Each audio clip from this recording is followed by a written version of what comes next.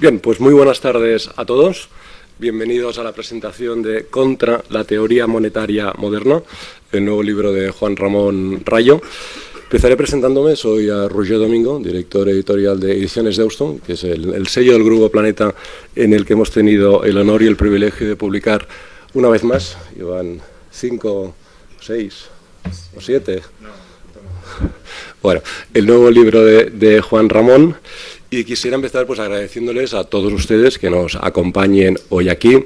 Agradecer también a la Fundación Rafael del Pino por habernos invitado a celebrar aquí este acto, también una vez más, en sus magníficas instalaciones. Y agradecer, como no, a las dos personas que me acompañan, que son de sobras conocidas por todos ustedes, con lo cual me ahorraré el protocolo de presentarles, como son Eduardo Garzón y el autor del libro, Juan Ramón Rayo. Hoy hablaremos, queríamos, como que el libro de Juan versa sobre la teoría monetaria moderna. Hoy, en lugar de hacer una presentación al uso, queríamos invitaros a un debate. A un debate porque la propia teoría monetaria moderna pues tiene la enjundia suficiente como para que sea debatida con calma y con tiempo, ¿no? Con lo cual, lo que proponemos es un diálogo entre ambos, entre Eduardo y entre Juan, para que nos expongan sus puntos de vista opuestos sobre los porqués de la teoría monetaria moderna. Con lo cual, primero cede la palabra a Eduardo para que exponga una breve introducción de su punto de vista sobre la teoría, luego una intervención de Juan y luego haremos una serie de réplicas hasta aproximadamente las 8 de la tarde y luego de 8 a 8 y media y abriremos el debate para todo el mundo, para todo aquel que quiera hacer algún tipo de aportación, de comentario o simplemente formular alguna pregunta. Con lo cual empezamos el debate. Además, hoy es un día señalado, ¿no? Porque, como sabéis, tal día como hoy, en el año 39 moría el poeta Antonio Machado, que dijo aquel de: para debatir, lo primero que hay que hacer es escuchar y tras ello preguntar. Con lo cual, si os parece, primero escuchamos, luego preguntamos y entre todos debatimos. Así que, sin más, le cedo la palabra a Eduardo Garzón para que nos exponga sus puntos de vista sobre la teoría monetaria moderna. Eduardo. Muchísimas gracias. Muchísimas gracias también, Juan Ramón, por la invitación a la presentación de tu libro. Para mí, la verdad que fue una alegría, también digo sorpresa, cuando se me ofreció esta posibilidad. Porque, bueno, por todos es conocido que tenemos visiones radicalmente opuestas, ¿no? No en todos los ámbitos de la economía o de la economía política, pero sí en la mayoría de ellos, ¿no? Sin embargo, es cierto que, a pesar de que mucha gente pues me acaba preguntando, ¿cómo es posible, ¿no? que te sirvas a acceder a un debate de estas características, ¿no? Porque se suele pensar que de los debates solo se aprende cuando tienes posiciones relativamente cercanas y entonces uno acaba pues limando, al fin y al cabo, la posición de uno mismo. Y sin embargo yo tengo demostradísimo ya, y sobre todo en parte gracias a Juan Ramón, que partiendo de visiones, como decía, muy opuestas, también se puede sacar muchísimo provecho, ¿no? Y por lo tanto, además, también tratándose de un tema que conozco mucho, que además es algo para mí muy agradable y de verdad lo aprecio mucho, que Juan Ramón se haya dedicado a escribir un libro en contra de la teoría monetaria moderna, un marco analítico que yo comparto, con el que también, por qué no decirlo, también tengo mis críticas, son muy diferentes a las de Juan Ramón, pero lo importante es que es un marco analítico que al fin y al cabo es muy poco conocido en nuestro país y que Juan Ramón se haya dedicado a hablar sobre él es para nosotros, hablando sobre todo por parte de los defensores de la teoría monetaria moderna, un honor y una oportunidad para que la gente al fin y al cabo conozca un marco analítico y luego pueda formarse una opinión sobre el mismo, ¿no? Y además siempre es de agradecer un debate de estas características, ¿no? Porque Juan Ramón Rayo es muy riguroso y muy solvente, y yo siempre lo he dicho y siempre lo he defendido, a diferencia de otros economistas que, incluso teniendo posiciones más cercanas a la mía, cuando se empieza un debate no se puede terminar, o por qué no decirlo, son fenómenos en los que no se da ningún tipo de debate simplemente porque falta rigor, falta coherencia y parece que el objetivo, en vez de alcanzar una visión más enriquecedora del asunto, lo que se busca es destruir al oponente con ataques, digámoslo de una forma directa, baratos, ¿no?, e interesados. En cualquier caso, decía que es una oportunidad para mí hablar de la teoría monetaria moderna, aunque sea en este acto, y por eso agradezco de nuevo la invitación, porque se nos brinda una oportunidad importante que es la que vamos a tener aquí. Empiezo por algo que me parece que es clave reconocer, y es que a pesar de que hay muchas personas que cuando escuchan hablar de la teoría monetaria moderna, entre los que yo me incluyo cuando la primera vez que empecé a leer sobre ello, que no fue hace mucho, se ridiculiza, porque es cierto que tiene una serie de elementos que chirrían mucho, sobre todo una persona formada en economía. Pero fijaos que al fin y al cabo Juan Ramón Rayo, el autor de este libro, respeta mucho esta teoría monetaria moderna, este marco analítico, porque si para él fuese una chorrada, como muchas otras personas dicen, no habría dedicado tiempo y esfuerzo a escribir un libro sobre ello, y además tampoco estaríamos todos y todas nosotros aquí hoy hablando sobre ello, ¿no? Por lo tanto, para mí es de agradecer que Juan Ramón Rayo haya escrito sobre esto en una clave de rigor, y sobre todo para que, al fin y al cabo, algo que es muy desconocido pueda conocerse. Fijaos que cuando digo que Juan Ramón Rayo tiene rigor, yo he disfrutado mucho del libro, lo tengo que decir, leyéndolo. Esto tiene, yo qué sé, es lo que nos pasa a los que somos frikis en economía, ¿no?, que aunque no estemos muy de acuerdo con lo que estamos leyendo, disfrutamos al hacerlo. Sin embargo, tengo que mostrar una excepción al rigor que mencionaba antes, y es, por ejemplo, empezando por la portada, una portada en la que aparece una imagen en la que no se corresponde en absoluto con lo que se dicta desde la teoría monetaria moderna. Hay un helicóptero tirando dinero, como podéis ver en la portada, y eso en absoluto tiene que ver con nada que se haya dicho de la teoría monetaria moderna, sino que es de hecho un ejemplo que utilizó Milton Friedman, ¿no? Y al mismo tiempo, Juan Ramón Rayo utiliza muchísimo, lo podéis contar en el libro si tenéis tiempo, la palabra imprimir dinero, cuando eso es en absoluto riguroso. No lo es en absoluto, porque en una sociedad en la que estamos viviendo, que la inmensa mayoría del dinero no es físico, no son ni monedas ni billetes, que se hable de imprimir dinero como un poco peca mucho de rigor. Y esto es algo que a mí me ha sorprendido y ha echado por tierra pues lo que decía que eran planteamientos rigurosos, al fin y al cabo, detectando y valorando lo que se propone en la teoría monetaria moderna y respetándolo como hace Juan Ramón, y luego mostrando su posición, por supuesto, en contra de muchos de sus postulados. Pero al fin y al cabo, y yo lo puedo decir, ¿no?, cuando uno lee el libro de Juan Ramón Rayo, sabe de qué va la teoría monetaria moderna. Eso para mí es muy importante, nos está ayudando en esa labor de difusión, y fijaos que al mismo tiempo se recoge una forma rigurosa, coherente, con citas de los mayores proponentes de la teoría monetaria moderna,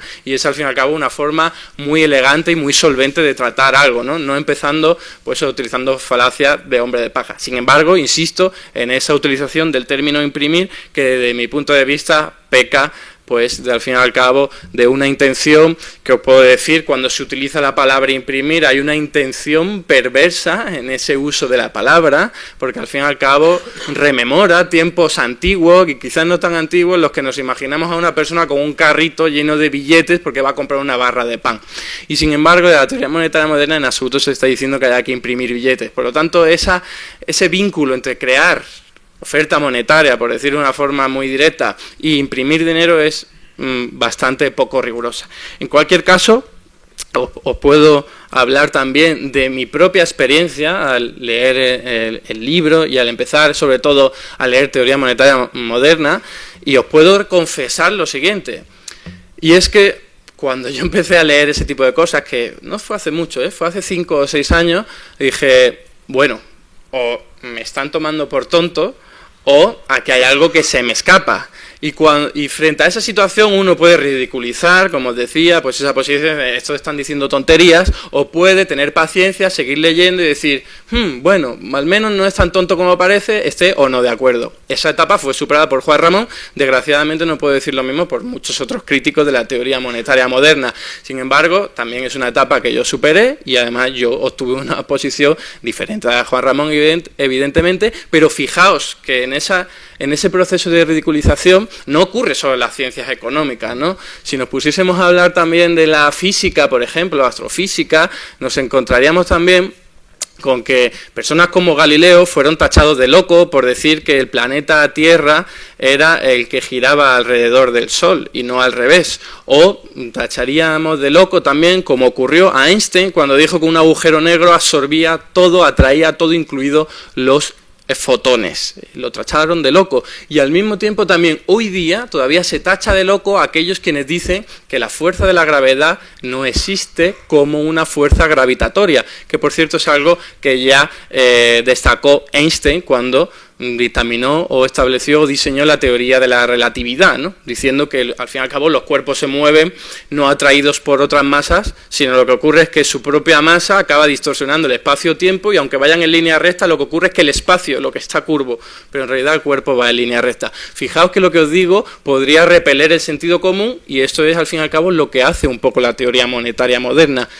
¿Cómo lo hace? Pues estableciendo que al fin y al cabo y hace una definición de cómo funcionan las economías y los sistemas monetarios modernos en la actualidad, que salvo la propuesta de política económica del trabajo garantizado, que evidentemente es una recomendación, es una receta de política económica, el resto no es una receta, sino que es el diagnóstico, es un análisis, es un estudio de cómo operan hoy día las economías capitalistas con un sistema monetario moderno. Que esto, pues Juan Ramón Rayo lo acepta en su libro y dice, es cierto, esto funciona así, otra cosa es que el uso que se le pueda dar, otra cosa es que la opinión que uno pueda tener de ello, otra cosa son los límites que tiene. Pero fijaos que al fin y al cabo el marco analítico de la teoría monetaria moderna establece y da una visión de cómo funciona, como os decía, una economía con dinero fiat, con un sistema monetario moderno, en el cual se pone de manifiesto que precisamente un Estado que tenga la capacidad de generar su propia moneda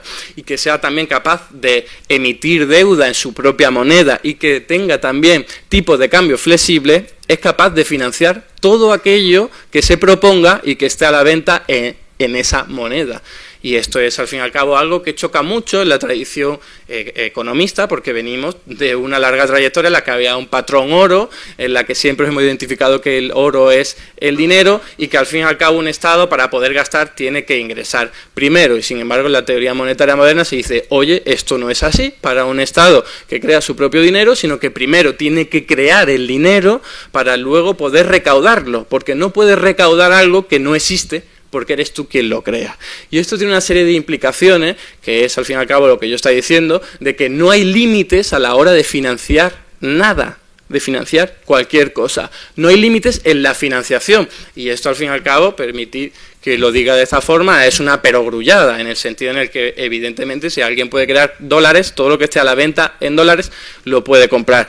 Otra cosa, evidentemente, son los límites y riesgos que eso tenga, porque en absoluto la teoría monetaria moderna propone, pues vamos a comprar todo lo que nos apetezca. Eso no se propone, sino que establece riesgos y límites y además son muy claros. Dice, no son de tipo financiero, todo lo que queramos financiar lo vamos a conseguir, y con esto voy terminando mi primera exposición, pero hay que tener cuidado con los recursos reales, es decir, pues tendremos que tener cosas que comprar con ese dinero porque si no, no sirve para nada. Tenemos que tener recursos materiales, recursos naturales, tenemos que tener máquinas, herramientas, tecnología, al fin y al cabo lo que de verdad permite que podamos generar renta y riqueza, porque el dinero lo único que es una herramienta para poner en circulación todos estos recursos y que evidentemente se produzca renta y riqueza. Pero generar dinero per se evidentemente no genera ni renta ni riqueza, pero es una herramienta que permite al fin y al cabo catalizar la actividad económica, ¿no? Y se dice, y hay otro tipo de riesgos, evidentemente está el riesgo de inflación, que si uno se pone a crear muchísimo dinero para comprar cosas y la oferta de bienes y servicios es inferior a la cantidad de dinero que estamos creando, se generan tensiones inflacionistas. Pero en la misma teoría monetaria moderna se establece que hay un canal para conseguir que cuando se llegue a ese máximo uno pueda dar la vuelta, ¿no? Y esto es evidentemente lo que Juan Ramón Rayo pues no comparte, lo critica de una forma, como digo, solvente, aunque en la segunda parte pues presentaré las críticas con más detalle a la argumentación principal de Juan Ramón Rayo. Antes de pasar la palabra, muchas gracias, Eduardo. Antes de pasar la palabra a Juan Ramón, me tengo que hacer responsable del helicóptero. Es un guiño, Eduardo, porque como ustedes entenderán, hay que vender libros, con lo cual a veces uno tiene que tomarse uno como editor, tiene que tomarse ciertas licencias poéticas si así lo quieren, con lo cual Juan Ramón queda exento de toda responsabilidad en lo que se refiere al helicóptero. También, ya me avanzo por si sale, queda exento de toda responsabilidad con el título.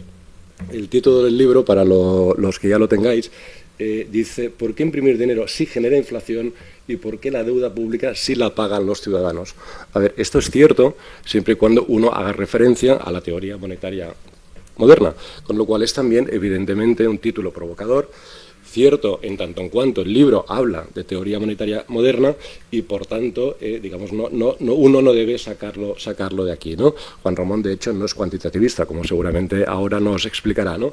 Con lo cual es un título y un subtítulo que deben ir necesariamente unidos para que tengan sentido. Y ahora sí le paso la palabra a Juan Ramón. Pues muchas gracias, Roger, muchas gracias, Eduardo, por acompañarme en este aquelarre liberal, y muchas gracias por supuesto, a la Fundación Rafael del Pino por acogernos nuevamente en estas presentaciones del libro, en estos debates y en muchas actividades que también organiza el Instituto Juan de Mariana para difundir las ideas de la libertad. Bueno, sobre la teoría monetaria moderna, efectivamente es un marco analítico que yo creo que debe ser, si se lo quiere criticar, uno puede obviamente pasar y no estudiar en absoluto la teoría monetaria moderna, pero si se quiere entrar a criticar la teoría monetaria moderna, como todo, uno tiene que estudiárselo con cierto detalle y no basta con desdeñarla con 4 palabras, tildando a sus promotores de locos sin haber leído adecuadamente la teoría monetaria moderna. Si después de haberlo leído considera que están locos, pues lo puede decir muy bien, pero en caso de que no lo haya leído, desde luego utilizar algún tipo de coletilla, algún tipo de chascarrillo para tratar de refutar sus conclusiones sin siquiera conocer realmente sus tesis no es la mejor opción. Entonces, el libro contra la teoría monetaria moderna pretende primero analizar y transmitir una visión, creo que justa, fidedigna, de qué defienden sus principales teóricos, impulsores, para luego empezar a criticar cada uno de esos presupuestos. ¿Cuál sería la conclusión de este análisis que desarrollo en el libro? Bueno, yo creo que algo así como lo que dijo Henry Hazlitt sobre Keynes, que lo que es bueno no es nuevo y lo que es nuevo no es bueno.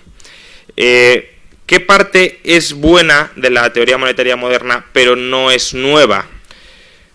Pues justamente toda la crítica bastante razonable que se hace al cuantitativismo. Yo no soy en absoluto cuantitativista, no soy monetarista, no creo que el valor de los medios de intercambio dependan esencialmente de su oferta, sino que dependen también, al menos en gran medida, de su demanda. No creo que la demanda sea estable, la demanda de dinero, de medios de intercambio, como supone el cuantitativismo, y creo que el cuantitativismo, de hecho lo explico en la introducción del libro, es un error de primer nivel del que debemos desembarazarnos. También, por cierto, muchos economistas austríacos que son herederos de una cierta trampa cuantitativista ya desde los tiempos de David Ricardo.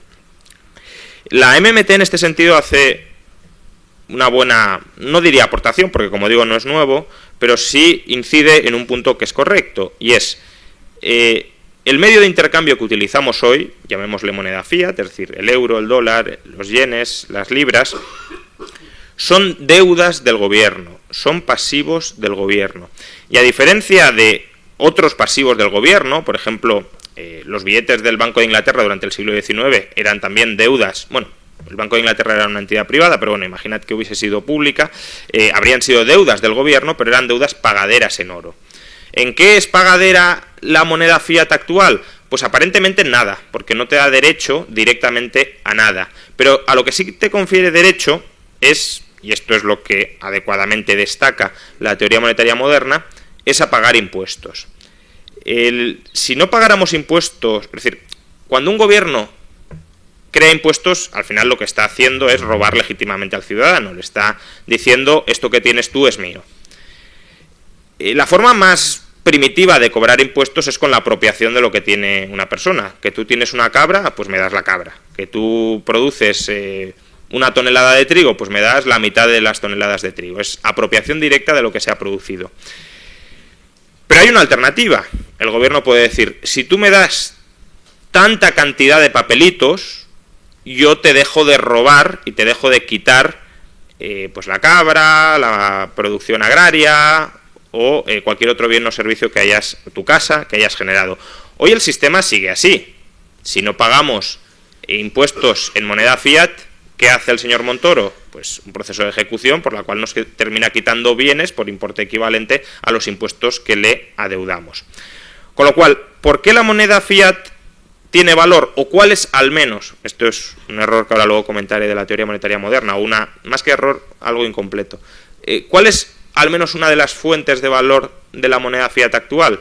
Que nos permite saldar nuestras deudas fiscales, nuestras obligaciones fiscales con el Estado. Y al pagar nuestras obligaciones fiscales con estos papelitos, el Estado nos perdona, nos condona el robo que, en caso contrario, nos ejecutaría sobre nuestras propiedades. Evidentemente, para poder adquirir esos papelitos, tenemos que vender igualmente nuestras propiedades. Las tenemos que vender para tener dinero, moneda fiat, con el que poder pagar al gobierno. Yo creo que se puede entender más fácilmente esto si imaginamos el siguiente ejemplo. Suponed que el gobierno dice, voy a hacer una emisión de letras del Tesoro a 3 meses y con esas letras del Tesoro podéis pagar vuestros impuestos. En plan, una especie de compensación. Yo le debo dinero al Estado, el Estado me debe dinero a mí, pues compensamos lo que uno le debe al uno y lo que el otro le debe al otro y nadie tiene que pagar nada. Bueno, pues al final, esas letras del Tesoro a 3 meses que permitirían pagar impuestos sería algo muy parecido a la moneda fiat actual. Por tanto, mi sugerencia es que veáis la moneda fiat como una deuda del gobierno. Una deuda del gobierno que permite ¿qué? Permite saldar nuestras deudas fiscales.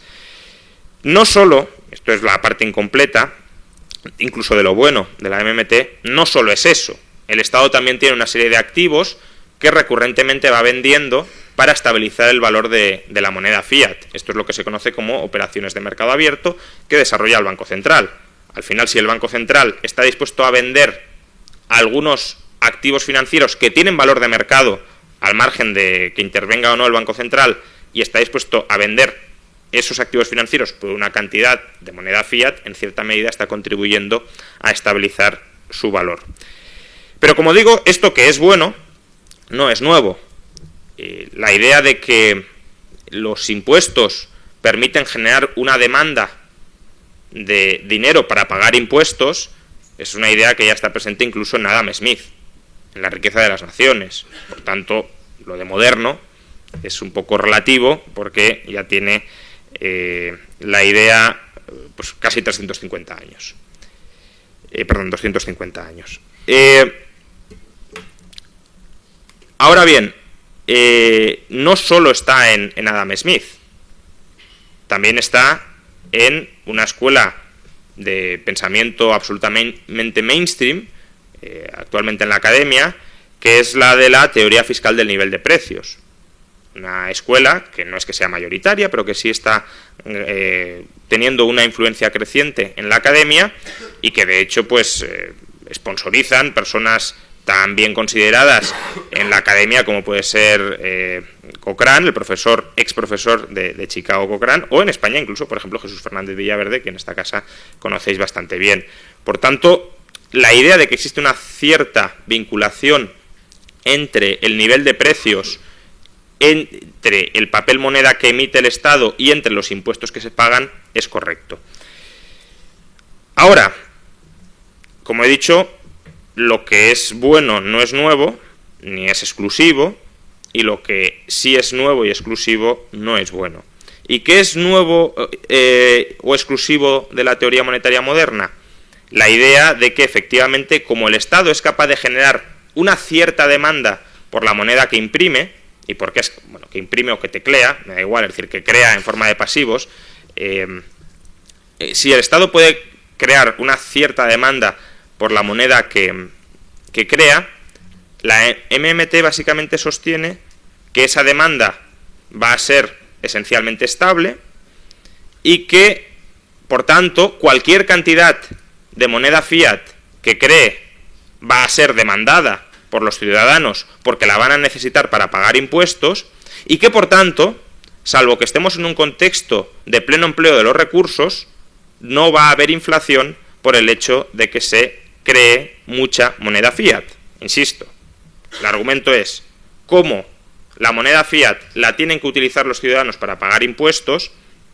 El Estado puede crear cualquier cantidad de moneda fiat y no habrá inflación, salvo que estemos en un contexto de plena ocupación de los recursos, es decir, salvo que esa moneda, cuando llegue a manos de los ciudadanos, vayan a gastarla y como no hay capacidad para producir más bienes y servicios, eso eleve los precios. Al hacer esto, la teoría monetaria moderna está desdeñando o está olvidándose de estudiar causas específicamente monetarias de por qué la moneda fiat se puede depreciar. Y el error justamente es no tener una teoría sobre la demanda de dinero. El hecho de que el Estado pueda generar cierta demanda de dinero a través del sistema fiscal no nos indica cuánta demanda de dinero va a generar. Es decir, que yo necesite X cantidad de euros para pagar mis impuestos no significa, primero, ni que yo ya vaya a querer ahora los euros, porque a lo mejor los impuestos los tengo que pagar en junio y por tanto, aunque me lleguen ahora unidades monetarias, no las voy a querer. Y desde luego, si es para pagar los impuestos de dentro de 10, 15 o 20 años, no las voy a querer ahora. Y dos, tampoco nos indica cuánta demanda vamos a necesitar. Si yo necesito 1.000 euros para pagar mis impuestos de junio, si me llegan 3.000 euros, pues no los voy a querer. Se puede decir, bueno, el exceso lo destinamos para los impuestos del año que viene. Pero de nuevo, eso implica que yo hoy estoy dispuesto a adquirir la moneda fiat que necesito para pagar los impuestos a lo largo de toda mi vida. Y eso es un presupuesto muy fuerte en la MMT. Bien. Entonces, esto es fundamentalmente incorrecto. El hecho de que se cree dinero, por decirlo de alguna manera, no significa que ese dinero vaya a ser demandado en toda su extensión. Y precisamente porque no va a ser demandado en toda su extensión, esto es como decir, yo me quiero ir de viaje a Roma el año que viene, y como para ir a Roma necesito tener un billete de avión a Roma, voy a estar dispuesto a comprar cualquier cantidad de billetes de avión a Roma. Pues no. Ni tengo por qué comprar el billete ahora, ni tengo por qué estar dispuesto a pagar cualquier precio por el billete, ni sobre todo si me ofrecen 10 billetes para ir a Roma los voy a querer, porque quiero uno para ir el año que viene y ya está. ¿Esto qué significa? Pues que efectivamente, si el Estado incrementa la oferta de moneda fiat sin que, a su vez, se incrementen los impuestos futuros que tienen que pagar los ciudadanos, esa mayor oferta de moneda fiat no va a ser demandada por los ciudadanos. Y si no es demandada por los ciudadanos, oferta-demanda, más oferta de moneda fiat, misma demanda, menor valor, mayor inflación.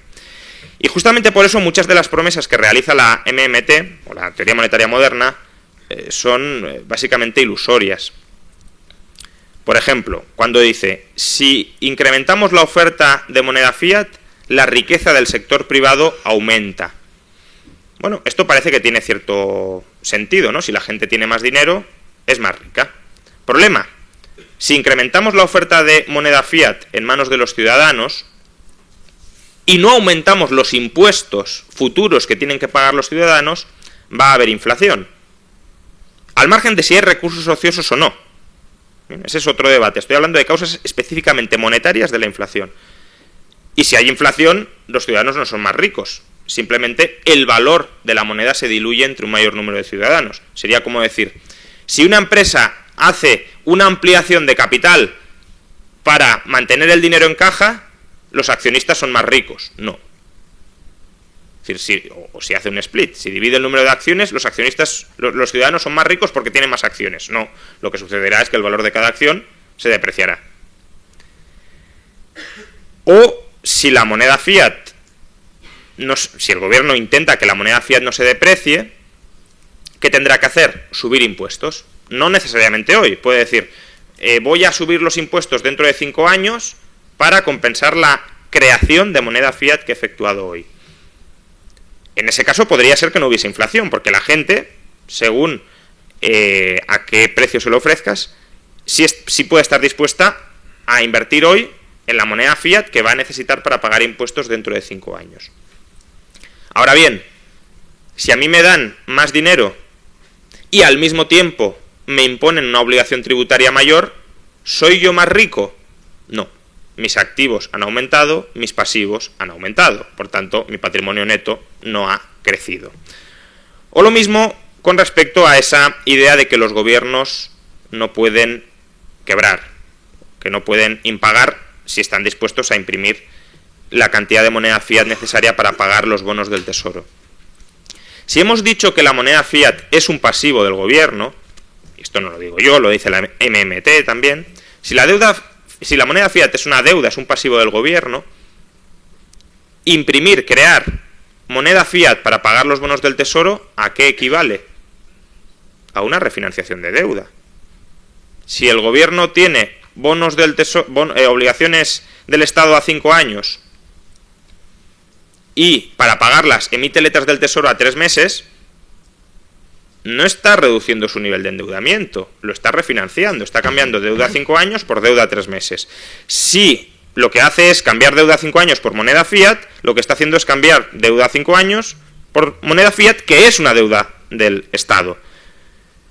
Asimismo, imaginemos que hay inflación, porque la MMT reconoce que si se pagara la deuda pública con moneda fiat y hubiese pleno empleo de los recursos, habría inflación. Pero dicen, eso no es un impago de la deuda. Hombre, si la moneda fiat es una deuda del Estado que nos sirve para, digamos, eximirnos de entregarle nuestra propiedad al Estado, en realidad sí es un impago de la deuda. Imaginemos que yo hoy atesoro, o sea, que yo hoy tengo 1.000 euros, imagina que tengo una casa de 200.000 euros y que tengo que pagar 200.000 euros a Hacienda dentro de 5 años. Y yo digo, bueno, voy a atesorar 200.000 euros hoy para pagar esa deuda de dentro de 5 años. Pero resulta que dentro de 5 años, 200.000 euros te dan para comprar un paquete de chucherías, que en algunos momentos históricos, dada la magnífica gestión que han hecho los gobiernos de la moneda, así ha sido. Pues claro, yo los 200.000 euros en los que he invertido y que he ahorrado para no tener que entregar mi casa dentro de 5 años, no valdrán nada. Por tanto, claro que se me ha impagado la deuda. Ahora mismo, 200.000 euros me permiten no entregar mi casa al gobierno. Dentro de 5 años, 200.000 euros no me permiten no entregar mi casa al gobierno, porque simplemente se utilizarán para pagar una obligación tributaria minúscula en relación con las obligaciones tributarias reales que habrá en ese momento. Y ya por último, ya damos paso al debate, la idea esta, fijaos, a modo de conclusión, el lenguaje, muchas veces yo creo que engañoso, no sé si tramposo, no quiero juzgar la intencionalidad, que utiliza la MMT para expresar las cosas. Y precisamente para ocultar que no tienen una teoría sobre la demanda del dinero detrás. Ha dicho Eduardo, y esto es algo que dice la MMT continuamente, no es algo específico de Eduardo, dice, cualquier Estado soberano puede comprar cualquier cosa que se ponga a la venta en su moneda, o que esté a la venta en su moneda. Que yo quiera vender algo a cambio de euros o de dólares es porque estoy demandando euros o dólares. Entonces, es una perogrullada que si yo demando euros o dólares, el gobierno puede pagar ese precio creando euros o dólares. La cuestión, lo que hay que explicar, y lo que la MMT no explica, es por qué hay gente que está dispuesta a vender sus propiedades a un determinado precio y en una determinada moneda. Es decir, por qué hay gente que pone a la venta bienes en dólares, en euros y a un precio determinado. Y eso la MMT no lo explica. Y por eso decir, un Estado soberano puede comprar todo lo que esté a la venta en su moneda, y si sus ciudadanos deciden que no va a haber casi nada a la venta en su moneda, es verdad que tienen que pagar impuestos. Pero eso, de nuevo, no significa que cualquier cantidad de moneda fiat que impriman la vayan a querer demandar para pagar impuestos, porque el 100% de su propiedad no la tienen que pagar en impuestos. Ni tienen por qué, ya digo, demandar hoy todos los impuestos que van a pagar a lo largo de toda su vida. Por tanto, falta una teoría de la demanda de dinero que se subsana diciendo que, bueno, que la moneda fiat tiene algo de demanda porque se pagan impuestos con ella. Pero algo de demanda no es cuánta demanda tiene. Y si no sabemos cuánta demanda tiene, no es posible saber si imprimir o no va a generar inflación. Y desde luego, si no se explica por qué imprimiendo más va a haber más demanda, imprimir más sin que haya más demanda generará inflación. Muchísimas gracias, Juan. Pues momento para la réplica. Eduardo. Muchas gracias. Pues fijaos, yo cuando terminé el libro tuve claro una cosa. La argumentación que utiliza Juan Ramón es como una pirámide invertida. Tiene un argumento central y a partir de ahí desarrolla todo el resto de la argumentación. Salvo uno que hay en el capítulo 1 que habla del origen del dinero, que ese es cierto que va aparte y además en buena medida yo lo comparto. Pero fijaos que en el que desarrolla a partir del capítulo 2 en adelante es un argumento clave que es el que ha hecho énfasis ahora mismo, evidentemente, y es: el dinero fiat es un pasivo del Estado, evidentemente, y dice el precio de mercado de ese pasivo financiero en realidad es el valor actualizado de los flujos futuros, porque es eso lo que está diciendo. Está diciendo que las leyes elementales se cumplen para todo tipo de pasivo financiero y que por lo tanto un pasivo financiero, si queremos saber cuánto vale, es al fin y al cabo, tenemos que hacer una reflexión en torno a cuánto luego va a poder haber de flujo futuro. Por decirlo de otra forma, si un Estado crea moneda fiat, necesariamente tiene que estar luego en el futuro recaudando impuestos, porque eso es al fin y al cabo lo que da valor al pasivo financiero moneda. Pero fijaos, o sea, la virtud que tiene una pirámide invertida a la hora de realizar una argumentación de este tipo es también su mayor desventaja, y es que si se tumba y refuta ese argumento, el resto de la pirámide cae con él. Y fijaos, yo no comparto en absoluto ese argumento, de hecho lo impugno en su totalidad. ¿Por qué?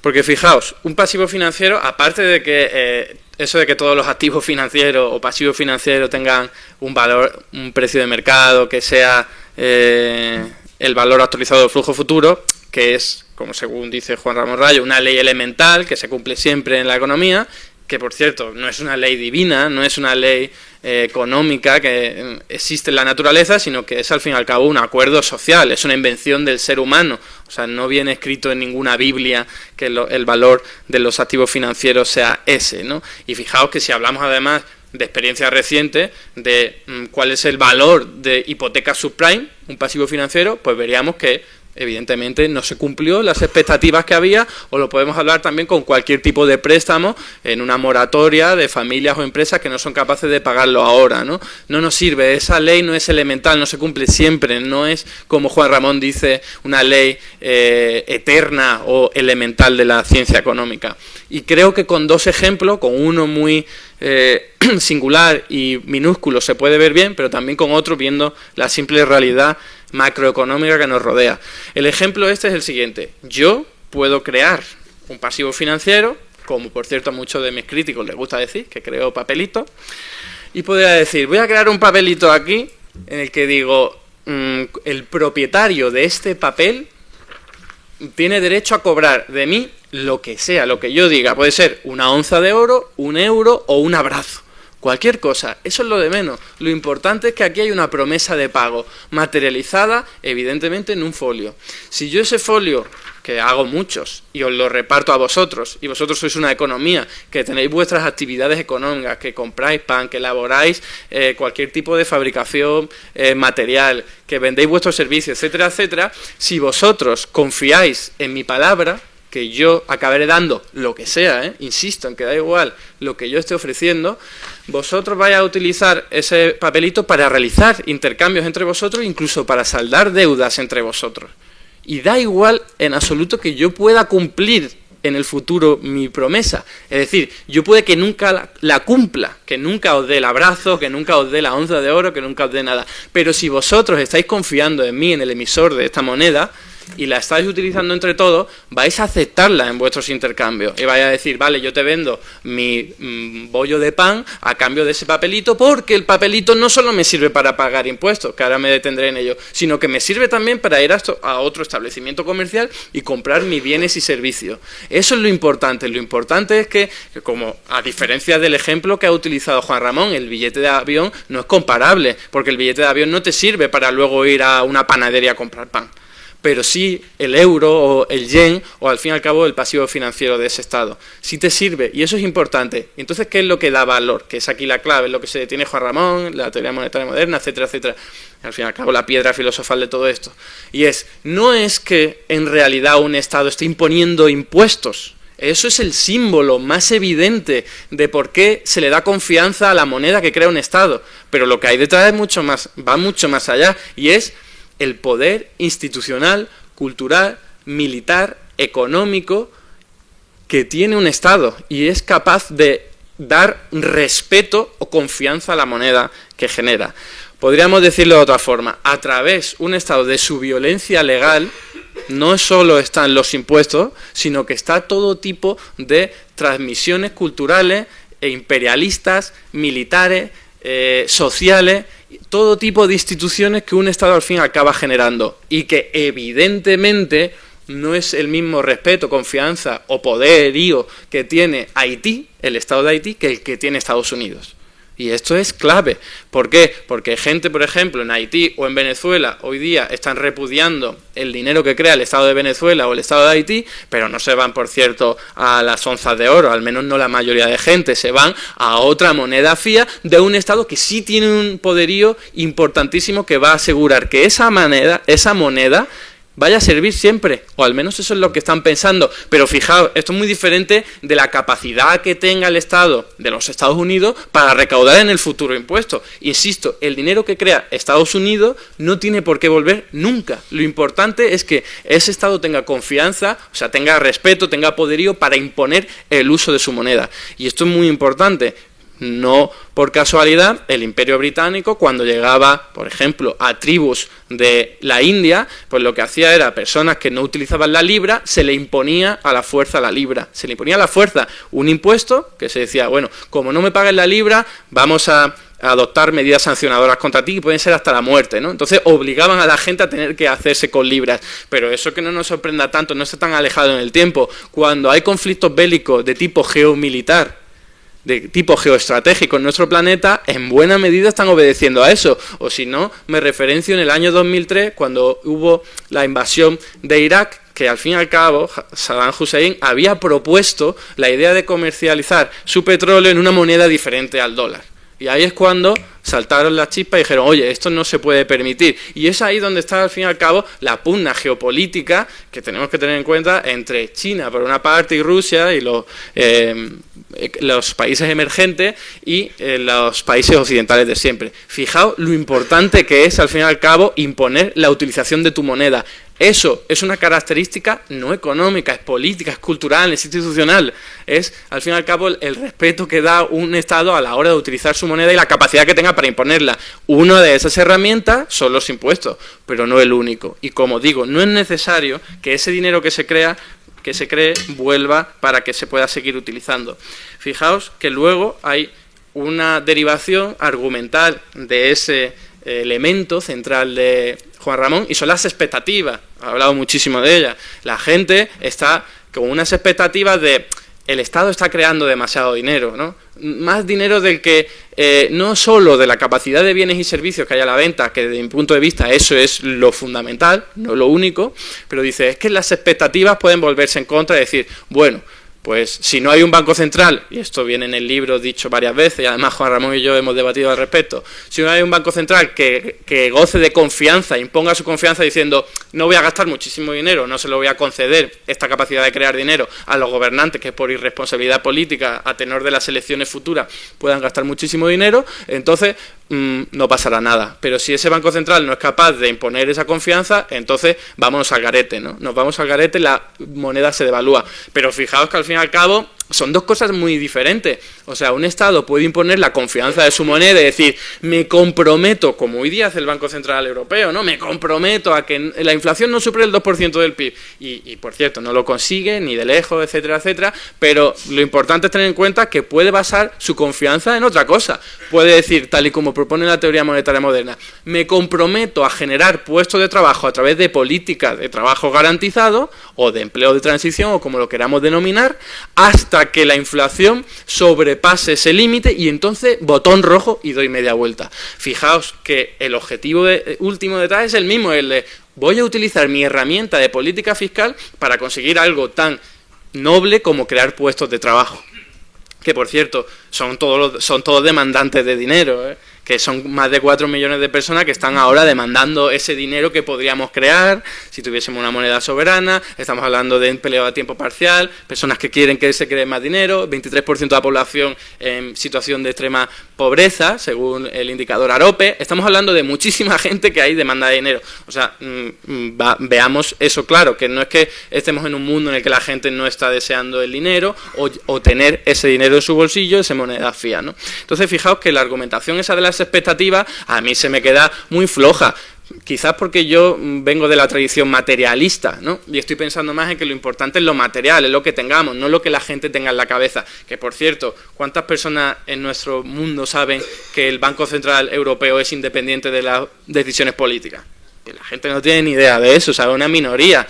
¿Y qué porcentaje de la población a la hora de imponer los precios, los que son vendedores, están pensando en las expectativas? No están pensando en eso. Las expectativas, desde mi punto de vista, tienen un papel importante solo cuando hay ya una espiral inflacionista en el que se ha deteriorado la confianza de la moneda. Pero yo digo, si mañana empezásemos a crear moneda, euros, neopeseta o lo que queráis, la gente no va a decir inmediatamente, oye, pues esto va a ser un problema, sobre todo si hay un respaldo institucional diciendo, no os preocupéis, vamos a hacer todo lo posible para que esto no tenga repercusiones negativas sobre vosotros, ¿no? Por otro lado, el tema de la inflación, ¿cómo voy de tiempo? El tema de la inflación no es un fenómeno estrictamente monetario, ni mucho menos. Desde mi punto de vista, la inflación es un fenómeno resultante de las relaciones de poder que se dan en nuestras sociedades grandemente asimétricas. ¿Por qué digo esto? Porque, por ejemplo, los precios, la inflación, no se determinan por una fuerza divina, sino que hay personas que están vendiendo sus bienes y servicios y ponen el precio a ese bien y servicio. Es una decisión política, aunque sea individual, de una persona que dice, pues yo voy a vender mi producto por esto. Es una imposición de esa persona si tiene la capacidad de imponer ese precio. Que sabemos que en mercados los más competitivos posibles van a tener menos posibilidades de imponer su precio. Pero cuando vemos en sistemas oligopólicos como el energético, vemos claramente que la inflación es un fenómeno de poder. Quien tiene el poder para imponer precios más altos, lo hace, porque se está aprovechando precisamente de su situación de poder. Y esto es algo que ocurre de una forma mucho más exagerada en economías subdesarrolladas. Por eso las hiperinflaciones a las que estamos acostumbrados a ver, a mencionar, como Zimbabue, Venezuela, etcétera, etcétera, ocurren en países subdesarrollados. Es que, exceptuando a Alemania, y ya estamos hablando de una economía de hace muchísimo tiempo, hace más de 80 años, ¿no?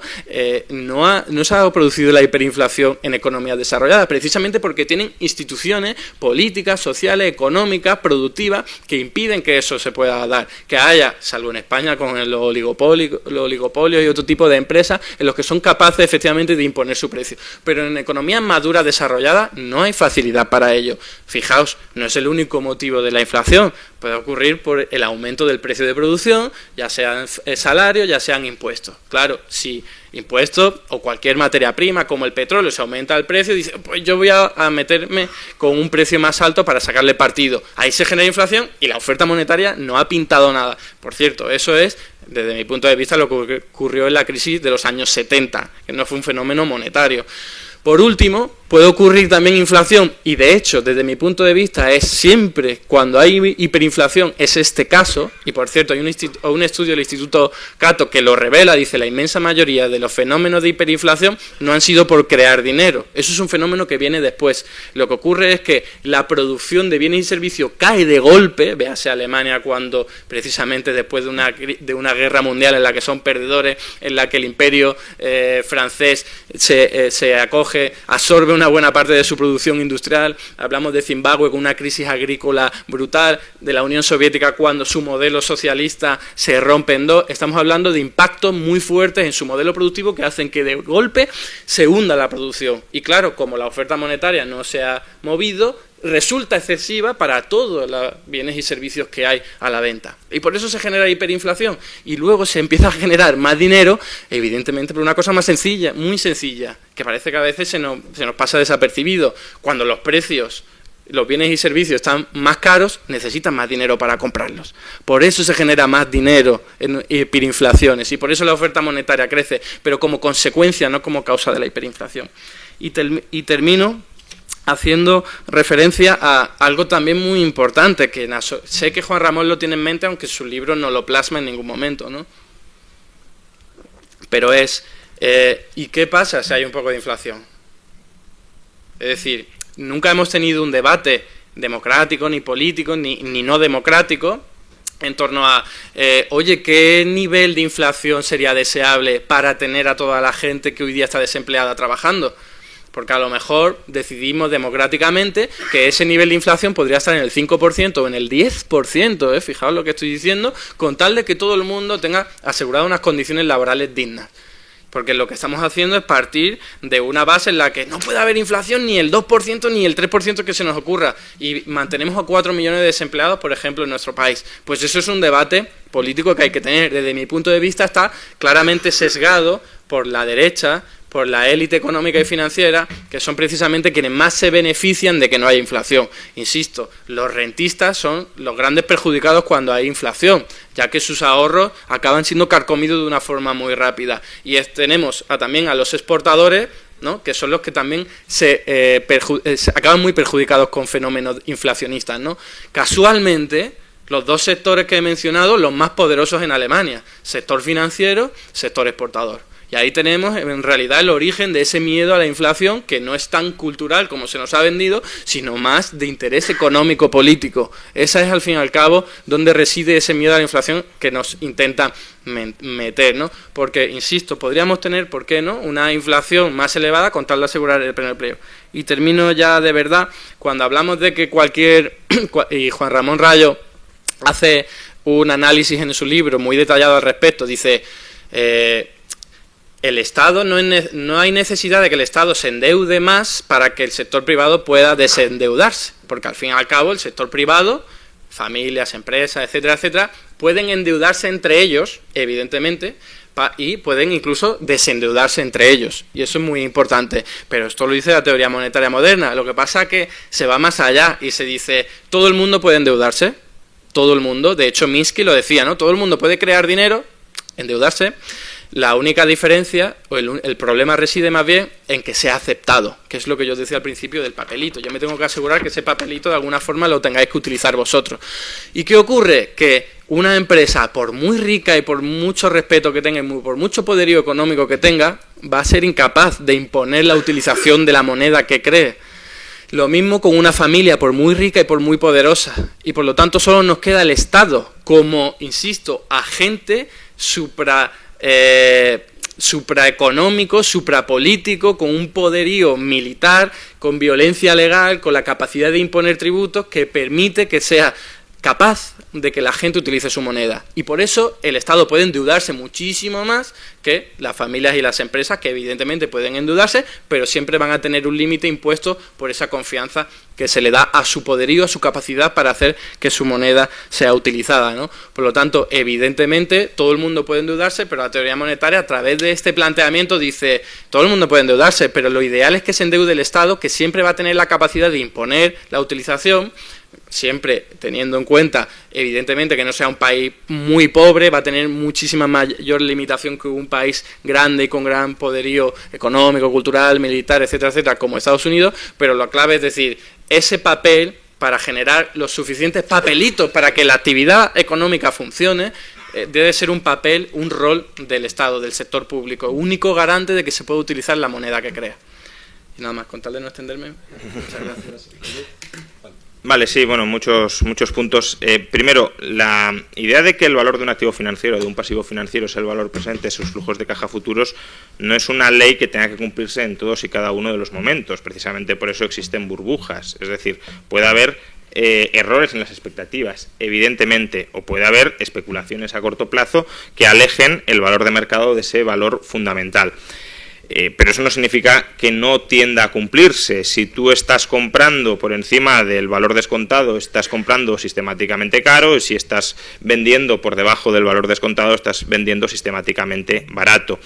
De hecho, el ejemplo que has puesto de no se cumplió con las hipotecas subprime, hombre, yo creo que se cumplió bastante. ¿Por qué? Porque cuando cambiaron las expectativas y cambiaron las previsiones de flujos de caja, el valor se ajustó muchísimo. No se hubiese cumplido la ley si cuando se detecta que empieza a impagar todo el mundo, no cae el precio de las hipotecas subprime. ¿Pero por qué cae? Porque dicen, no van a llegar los flujos de caja que esperábamos que fueran a llegar y, por tanto, el valor es muy inferior. Si no se hubiera cumplido, habrían dicho, no van a llegar los flujos de caja que esperábamos que van a llegar, da igual para determinar el valor. No da igual para determinar el valor. Es uno de sus principales determinantes. Luego dices que la moneda fiat circula si confiamos en el emisor. ¿Pero si confiamos en qué? Es decir, si confiamos en un deudor, es si confiamos en que nos va a pagar su deuda. Confiar en que nos va a pagar su deuda significa confiar en que una deuda va a tener flujos de caja para el acreedor. Si una deuda no implica flujos de caja para el acreedor, o no confiamos en que esos flujos de caja lleguen, lo que significa es que la deuda está impagada o parcialmente impagada. Por tanto, cuando dices, la moneda fiat circula porque tenemos confianza en el Estado. Sí, pero de nuevo, ¿confianza en qué? Pues confianza en que podremos utilizar, entre otras cosas, esa moneda fiat para pagar impuestos en el futuro. ¿Qué pasa? Que si se crea mucha más moneda fiat de los impuestos que prevemos pagar en el futuro, pues no podemos confiar en que esa moneda fiat nos servirá para pagar impuestos en el futuro. Al menos una parte de la misma, la excedentaria, no nos servirá para ello. Y si no nos sirve para ello, no la vamos a querer al precio actual, la querremos a un precio menor. Y quererla a un precio menor significa que va a haber inflación.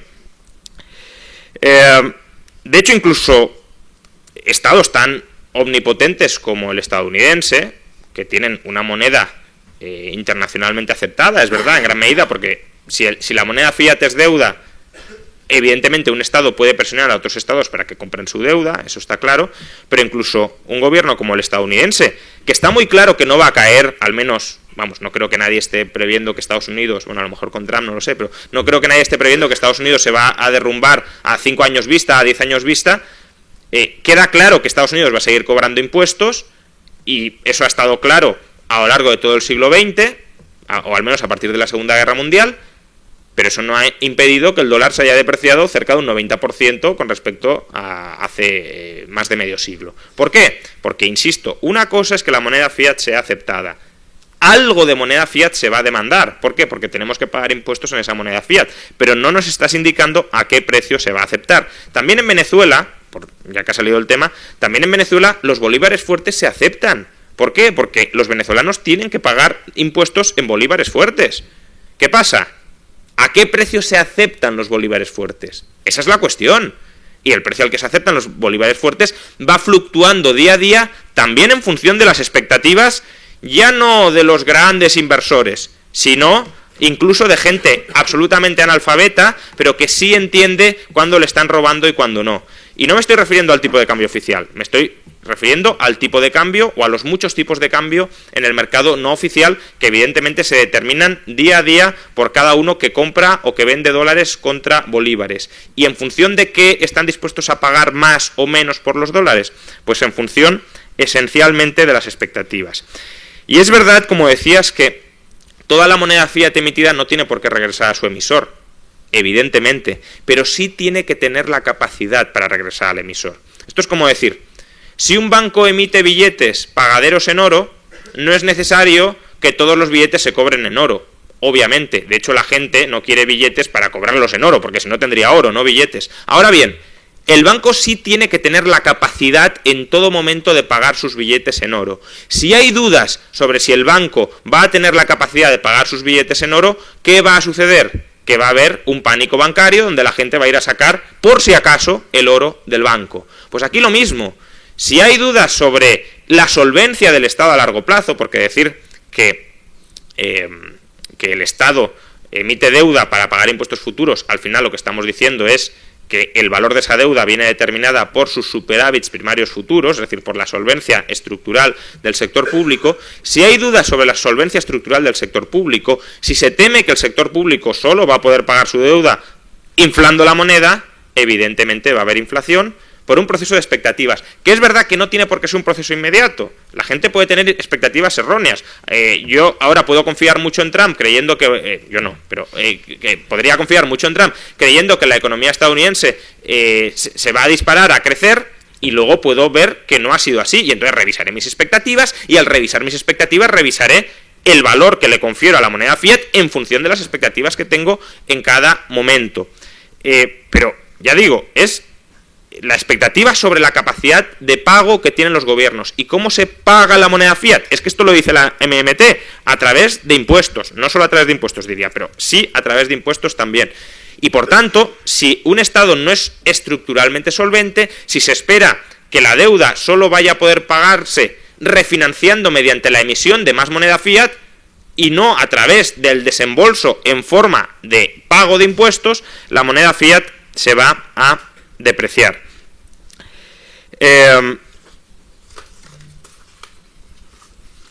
Sobre la hiperinflación. Es verdad que todas o casi todas las hiperinflaciones coinciden con un periodo de crisis económica muy fuerte, lo cual tiene todo el sentido del mundo. ¿Grecia ha tenido hiperinflación con el euro? No. Pero ha habido una crisis económica muy fuerte, una crisis de credibilidad del gobierno y una caída del Producto Interior Bruto muy fuerte, como la que se puede producir en una hiperinflación. De hecho, es una caída similar a la que está teniendo Venezuela, pero no ha habido hiperinflación. ¿Por qué? Porque el euro no es una deuda del gobierno griego. En cambio, ¿qué ha pasado con las deudas del gobierno griego? Que sí se han depreciado en torno a un 70 o un 80%. Es decir, sí ha habido una hiperinflación en aquellos pasivos que sí son del gobierno griego. Y eso a pesar de que el gobierno griego tiene evidentemente capacidad para cobrar impuestos, eso nadie lo duda.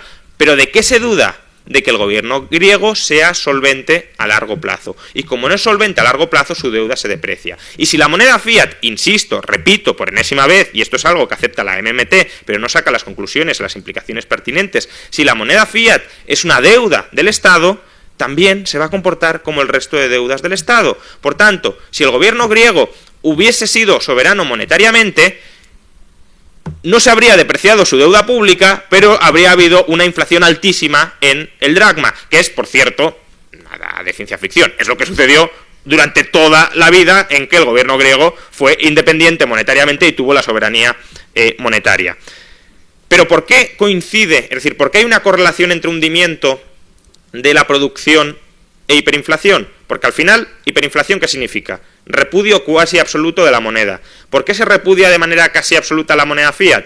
Pues porque hay dudas muy fuertes sobre la credibilidad del gobierno. Hay dudas de si el gobierno va a sobrevivir, hay dudas sobre si el gobierno va a seguir aceptando esa moneda o no para el pago de sus impuestos, etcétera. ¿Vosotros creéis que una economía medianamente moderna puede funcionar en un entorno en el que no se sepa si el Estado va a caer? Si hay dudas muy fuertes sobre si el Estado va a caer, hay una fuga masiva de inversión, hay atesoramiento real de bienes, etcétera, y eso provoca una crisis económica de primer nivel.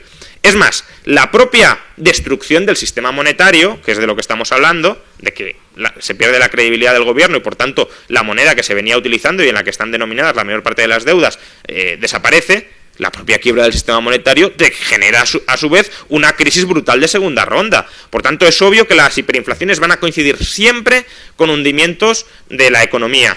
Pero ese hundimiento, ese hundimiento del valor del papel moneda tiene causas o trae causas de un descrédito del gobierno. ¿Y descrédito en qué? en su solvencia estructural a largo plazo, en su capacidad de cobrar más impuestos que el gasto público que va a acometer. Porque si, según la MMT, el gobierno gasta creando moneda y el gobierno recupera la moneda cuando cobra impuestos, fijaos que cobrar más impuestos tener más ingresos que gasto equivale a retirar en términos netos papel moneda, es decir, tener un superávit estructural. Por tanto, si no hay un superávit estructural, la moneda fiat se depreciará. No hace falta llegar a la hiperinflación para que haya inflación. Y estoy de acuerdo en que la inflación, al menos entendida como subida de precios, no es solo un fenómeno monetario. Pero que haya fenómenos inflacionistas, podríamos entrar a discutir, vale, te los compro, como los que ha descrito Eduardo, no significa que sean los únicos fenómenos que generen inflación.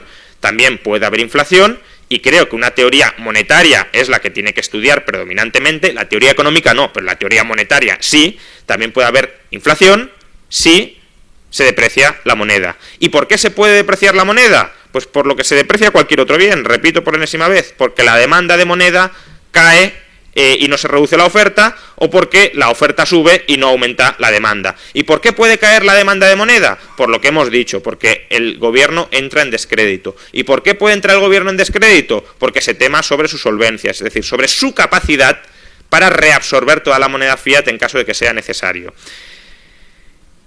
Ahora bien, el hecho de que haya inflación no significa que se pueda contratar a todo el mundo que deseemos. Ha dicho Eduardo que eso es como una especie de reconocimiento solapado de que quizá no esté tan claro que la MMT no genere inflación, porque siempre la MMT dice no genera inflación, pero ¿y si la generara qué?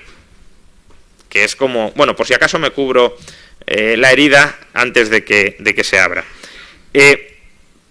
No es cierto que aceptando algo de inflación se pueda llegar al pleno empleo. El pleno empleo no se consigue generando inflación, salvo engañando a la gente. Es decir, si engañas a la gente generando inflación, sí se puede llegar al pleno empleo. ¿Por qué? Porque generar inflación sin que la gente sea consciente de que va a haber inflación equivale a ¿qué? A una rebaja, por ejemplo, de sus salarios. Si yo no creo que van a subir los salarios porque el gobierno me dice, tranquilo, no va a haber inflación, no hace falta que pidas este año un 3% más de aumento salarial esperando inflación, porque no lo va a haber. Pero luego el gobierno promueve un 3% de inflación, le ha bajado un 3% el salario real. Y una bajada de salarios reales sí está vinculada con el nivel de empleo, porque es el coste real de producción. Bien, entonces, no es verdad que aceptando inflación se reduzca el desempleo, salvo engañando a la gente. ¿Por qué? Porque si tú creas inflación y la gente sabe que va a haber inflación, y Eduardo en esto está siendo transparente, en el sentido de la inflación, tenemos que mantener un debate democrático y a lo mejor llegamos a la conclusión de que la inflación es buena. Bueno, pues si ya está claro que todos aceptamos, si todos aceptáramos que la inflación es buena y que por tanto el gobierno va a perseguir, por ejemplo, un 3, un 4% de inflación porque es bueno, todo el mundo diría, bueno, pues a mí el sueldo me lo subes un 4% al año, porque si no me lo estás bajando. Y claro, si los sueldos suben un 4% al año, ¿qué empleo se está creando ahí? Absolutamente ninguno. Incluso desde la perspectiva de la MMT. Creas más moneda fiat, pero ¿dónde se te va esa moneda fiat adicional que creas? En cubrir los adicionales costes nominales derivados de que se hayan incrementado los salarios. Y en ese sentido, ha dicho Eduardo, y esto creo que sí es importante aclararlo para terminar, aunque bueno, había alguna cosa más, pero bueno. Dice, los parados demandan mucho dinero. Claro, pero ¿qué tienen que ofrecer a cambio de ese dinero que demandan? Es decir, cuando hablamos de demanda de dinero, no es demanda de gente que quiera dinero. Todos aquí creo que queremos cuanto más dinero mejor. Cuando hablamos de demanda de dinero, es compras de dinero a cambio de bienes. Es decir, decía Eduardo antes, el gobierno puede comprar todo aquello que esté a la venta en su propio dinero. ¿Eso qué es? Pues que hay vendedores que tienen mercancías o servicios y los ofrecen a cambio de moneda fiat. Esa gente está demandando moneda fiat ofreciendo mercancías. Lo que propone la MMT, es el Plan de Empleo Garantizado, básicamente lo que dice es, vamos a crear dinero si hace falta para contratar a gente desempleada y que produzca nuevas cosas. Bien, ese plan no sería inflacionista si las nuevas cosas que produjeran los parados tuvieran un valor equivalente al dinero nuevo que se ha creado, porque efectivamente estás creando nuevas mercancías y estás pagando esas mercancías con el valor de mercado que tienen. ¿Qué pasa? ¿El Estado es capaz de crear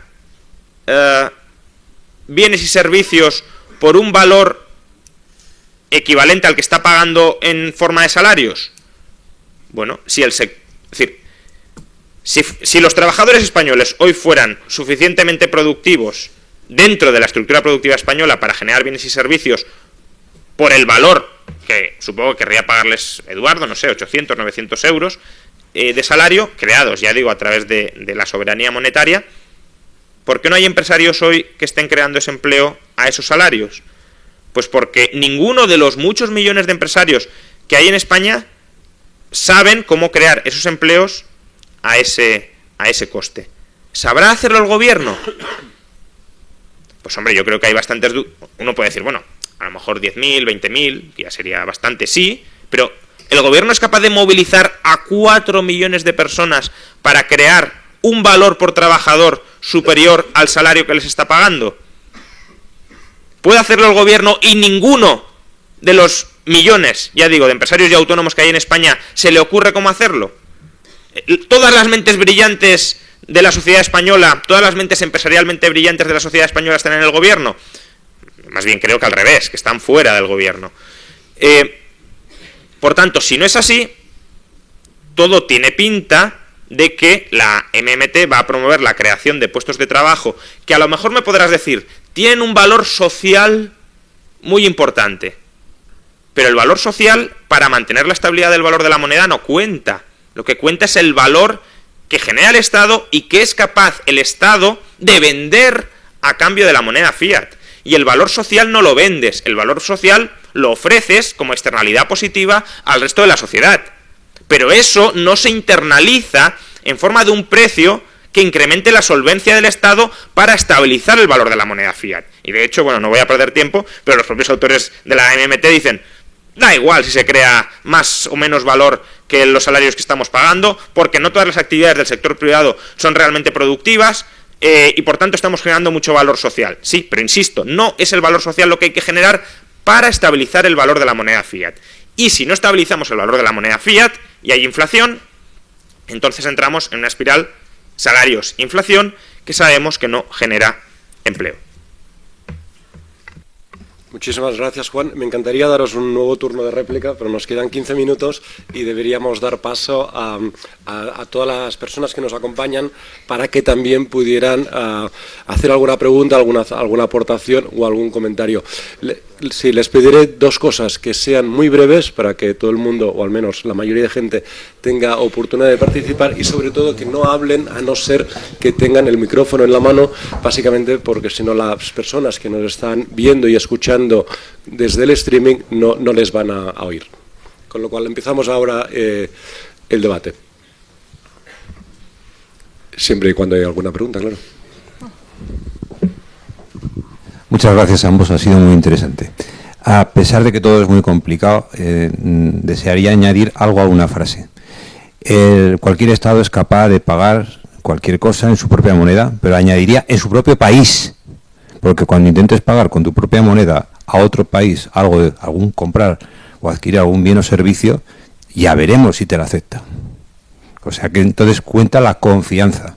Y la confianza sí se puede dar con un papel firmado, pero un papel firmado por el señor Garzón a lo mejor no te lo cogerían fuera. Aquí dentro les podrías obligar con una pistola, o bien con el pago de impuestos o con alguna otra manera. ¿Cómo salvarías eso?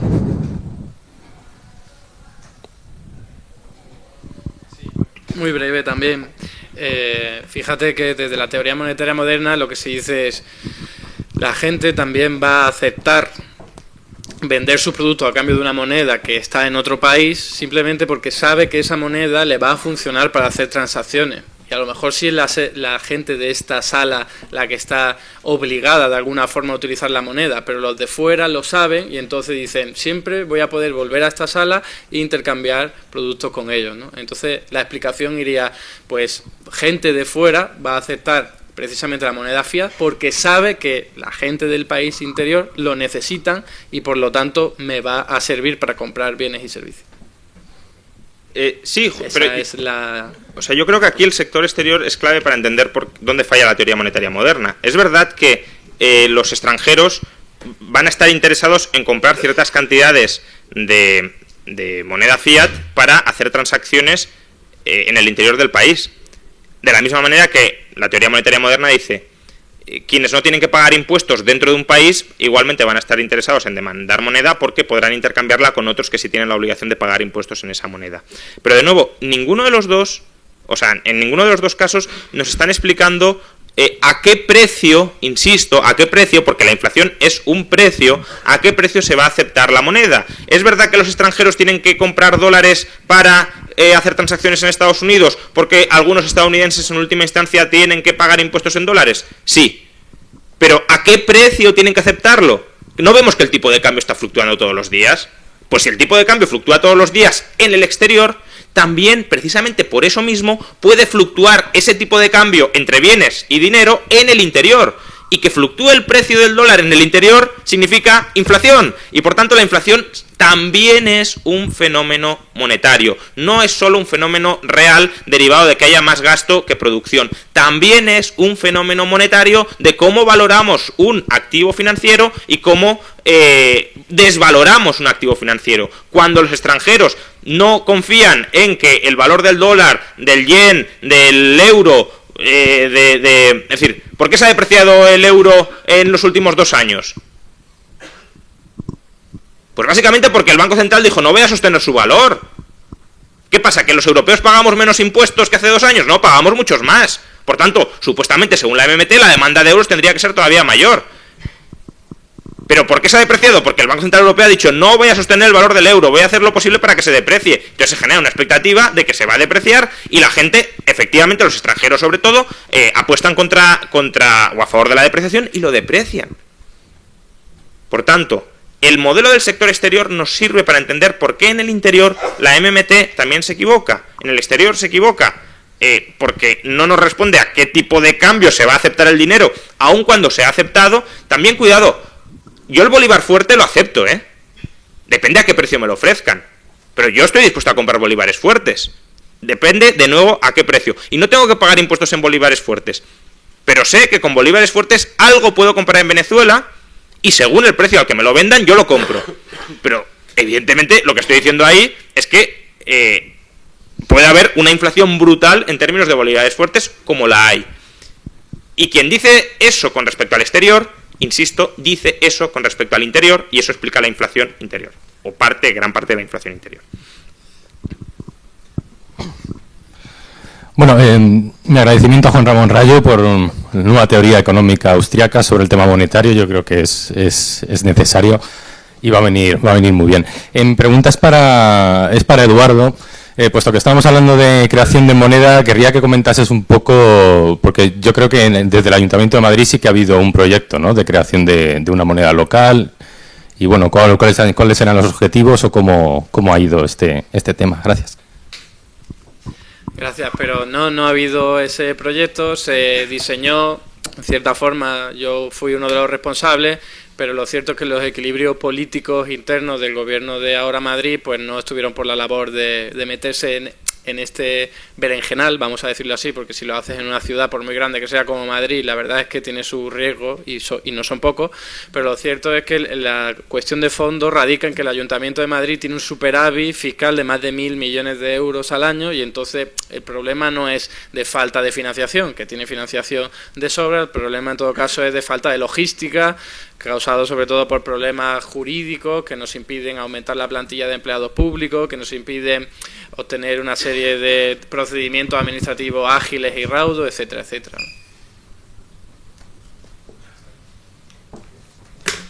Creo que había una pregunta por aquí. Ya no. Ahí al fondo hay otra, sí.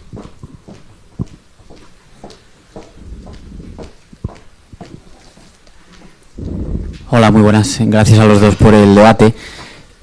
Al final, toda la conversación ha girado en torno a un sistema económico centralizado. Mi pregunta es, ¿qué opinión tenéis del Bitcoin? Que lo que propone es la creación descentralizada de dinero. ¿Cómo podría afectar a la economía? ¿Cuál es vuestra opinión? Bueno, al final, a ver, ¿por qué la gente utiliza hoy moneda fiat?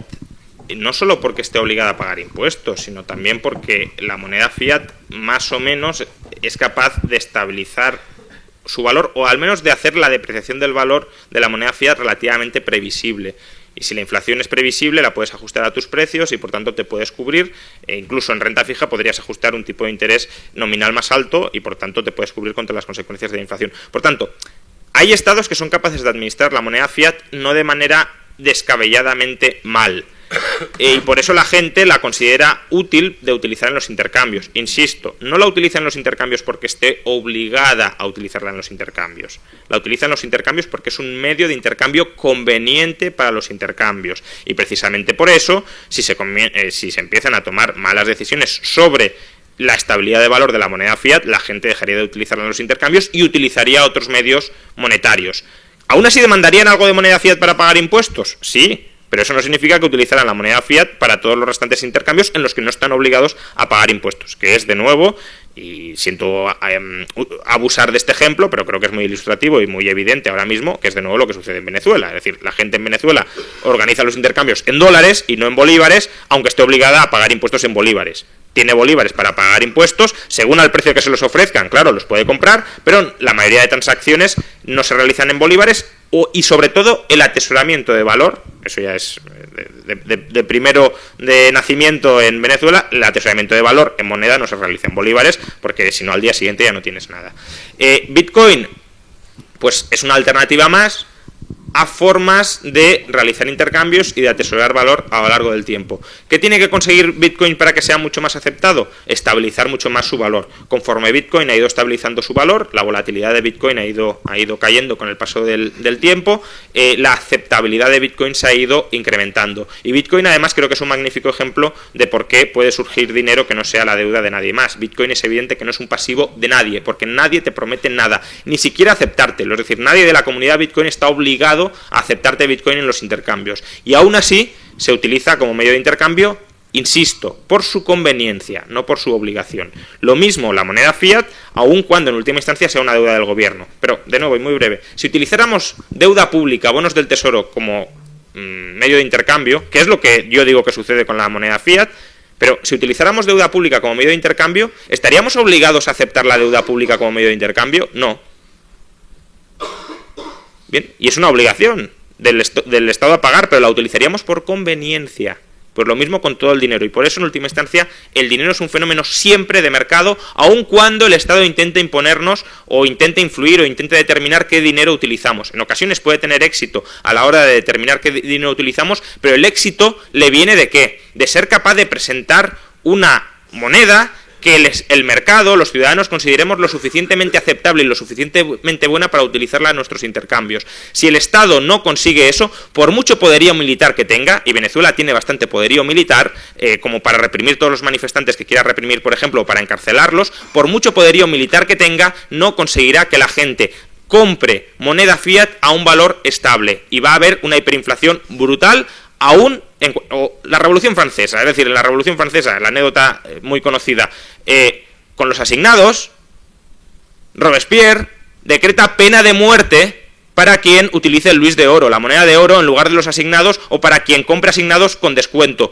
Eso impidió, pena de muerte, ¿eso impidió que los asignados se depreciaran? No. ¿Por qué? Porque la gente no los quería comprar a un precio estable y por tanto no lo vas a conseguir aunque pongas todo el poderío militar que pongas. O lo mismo la Unión Soviética. Con la Unión Soviética había intercambios en el mercado negro paralelos a precios muy distintos. La Unión Soviética, ¿qué Estado ha sido más poderoso en todos los ámbitos de la sociedad que la Unión Soviética? Ni aún así lo puedes conseguir. ¿Por qué? Porque las transacciones del dinero se realizan de manera descentralizada, no vas a conseguir intervenir en todas y cada una de las transacciones de mercado, y si no lo consigues, en esas transacciones se van a pactar los términos que convengan a las partes, no que al Estado le interese que se pacten. Sí. Yo, evidentemente, de una posición centralista, sobre todo por mi tradición comunista, Evidentemente no pienso que el Bitcoin sea una buena idea, pero no por lo que acabo de decir, que suena atópico, sino precisamente por todo lo que hay detrás de la teoría monetaria moderna. Es decir, la confianza en esa moneda es crucial y no va a poder imponerla de la misma forma a un sistema informático como es el del Bitcoin que el de un Estado capaz efectivamente de darle toda la confianza y respetabilidad a la moneda que se utiliza. Además, tengamos en cuenta que la creación de dinero es una herramienta muy poderosa y desde un punto de vista lo más democrático posible tiene que ser algo que esté controlado y sujeto a decisiones políticas que al mismo tiempo estén sujetas a responsabilidad democrática, porque crear dinero para cualquier tipo de cosa, evidentemente eso no es lo que uno debería desear, al menos desde mi punto de vista, y hacerlo de una forma centralizada es mucho más susceptible de que eso pueda estar sujeto a todo tipo de control. En el tema del Bitcoin, por lo tanto, es imposible. De hecho, muchísimas críticas que hay hoy día es que pues están al margen de todos los cauces legales, se utiliza para multitud de tráfico de droga, de todo tipo de delitos, al margen de la lupa estatal, y evidentemente esto es un problema en términos democráticos. Termino hablando de lo que hablaba... Eduardo, sobre esto dos cuestiones, también para que haya un poco de intercambio.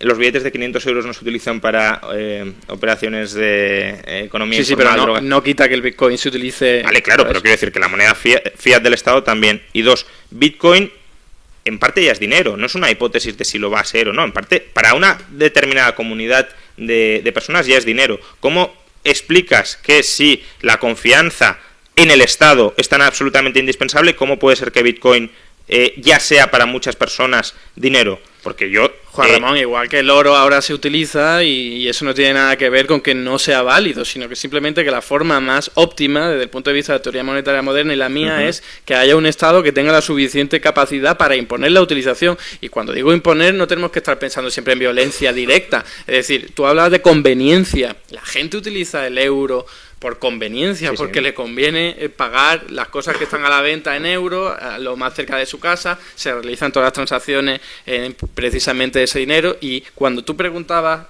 ¿confiemos en qué? ¿No? El Estado intenta que confiemos y preguntabas, ¿en qué?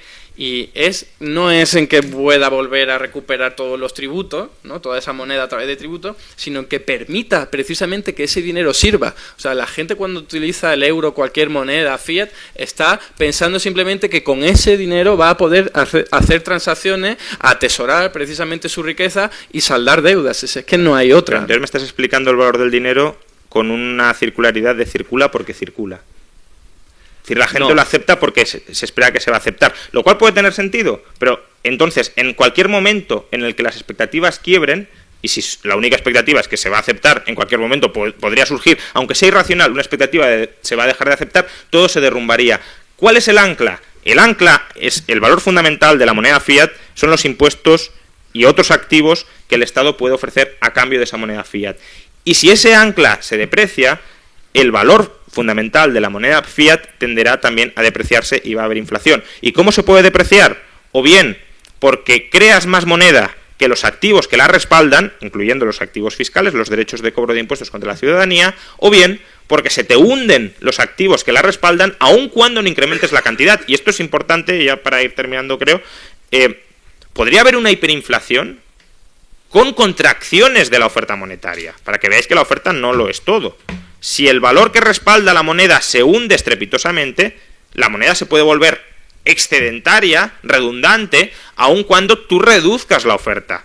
Es una relación entre oferta y factores que determinan la demanda. Si los factores que determinan la demanda se hunden y la demanda se hunde, aun cuando la oferta caiga, puede haber hiperinflación. Pero es confianza en qué, en que esos factores van a permitir mantener la capacidad de pago del gobierno. Pero es que esto además lo dice la MMT, es decir, la MMT lo que te dice es ¿en qué se paga la moneda fiat? En los impuestos. Por tanto, la moneda fiat es un pasivo. Un pasivo que tú creas que no se va a pagar, ¿es un pasivo que mantiene el valor? No. Pero, Juan Ramón, eso es lo que explica que la gente lo utilice, porque precisamente no te hace falta recaudar lo mismo que estás gastando, simplemente sabes que precisamente por el hecho de estar recaudando, esa moneda va a ser necesitada por la gente y entonces tú lo utilizas. Por detrás está todo el respaldo institucional del que yo estaba hablando, un poderío económico, militar, cultural, va mucho más allá. Pero tú me reconoces que si el Estado imprime más moneda fiat sin que aumente los impuestos, se va a depreciar? No. No inmediatamente, pero sí a medio o largo plazo la moneda. No, insisto, depende de, al fin y al cabo, la brecha que hay entre la capacidad utilizada de la economía y la capacidad instalada. Te voy a leer a Randall Groy, que es el padre de la MMT, que dice: ¿qué sucede si los pasivos fiscales son demasiado bajos? Digamos que los pasivos fiscales son de 100.000 millones de dólares y que el Estado intenta gastar 1 billón de dólares. Es decir, los impuestos son 100.000 millones de dólares y el Estado intenta gastar 1 billón, 10 veces más. Esta cantidad de gasto es 10 veces superior a la cantidad de moneda que los contribuyentes necesitan para amortizar sus pasivos fiscales. Es posible, más bien probable, que el Estado no sea capaz de encontrar compradores para el billón de dólares que desea gastar. Podría incluso incrementar los precios que está dispuesto a pagar, es decir, inflación, a cambio del trabajo, de los bienes terminados o de los factores productivos, sin que por ello encontráramos a nadie que quiera comprar la moneda fiat. Registraríamos inflación y a pesar de ello el Estado seguir sin ser capaz de gastar tanto como desea. Es decir, si aumentas la moneda fiat sin aumentar los pasivos fiscales, la MMT te dice que habrá inflación. Ramón, ese párrafo está sacado de contexto, porque ¿De qué precisamente contexto? Lo que se está diciendo en esa parte es que viene en el libro y por eso lo tenía preparado. Es precisamente que el Estado ahí no necesita gastar 1 billón de euros si la gente está demandando muchísimo menos dinero. Es que esa es la clave, porque cuando hay 4 millones de desempleados hay demanda de dinero y tú la vas a poder gastar precisamente en contratar mano de obra. Es Esa demanda la clave. sin una oferta en ese ejemplo no hay necesidad. ¿Para qué vas a gastar 1 billón de euros? No, en ese ejemplo no se habla de recursos ociosos. Sí, se habla de que un gobierno de que un gobierno no puede gastar más de lo que prevé que va a ingresar y que si un Estado no impone obligaciones fiscales suficientes no va a ser capaz de colocar en el mercado tanta moneda fiat. Y si se la intenta colocar, se hará a un precio depreciado. Es decir, va a haber inflación. Y de hecho lo dice, registraríamos inflación. Y no la registraríamos por recursos ociosos, por cuellos de botella. Ahí no hablan ni de recursos ociosos ni de cuellos de botella. Esto se incluye dentro del capítulo sobre aceptabilidad del papel moneda y no dentro del capítulo de recursos ociosos. Juan, Eduardo, es una lástima, Eduardo, es una lástima, pero son las 8:30 pasadas y a las 8:30 teníamos el compromiso de dar por terminado el acto. Es una lástima que no podamos seguir, pues un debate muy interesante, pero tenemos que ponerle punto final.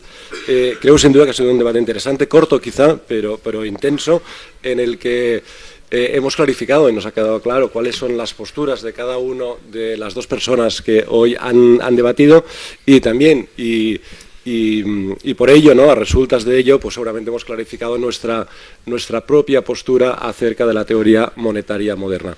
Tenemos que terminar, no sin antes agradecerles a todos ustedes que nos hayan acompañado, agradecer también a la Fundación por habernos invitado a celebrar aquí este acto, y agradecer también encarecidamente a Juan y a Eduardo por el debate y por haber aceptado la invitación de que hoy estuviéramos aquí reunidos hablando sobre la cuestión.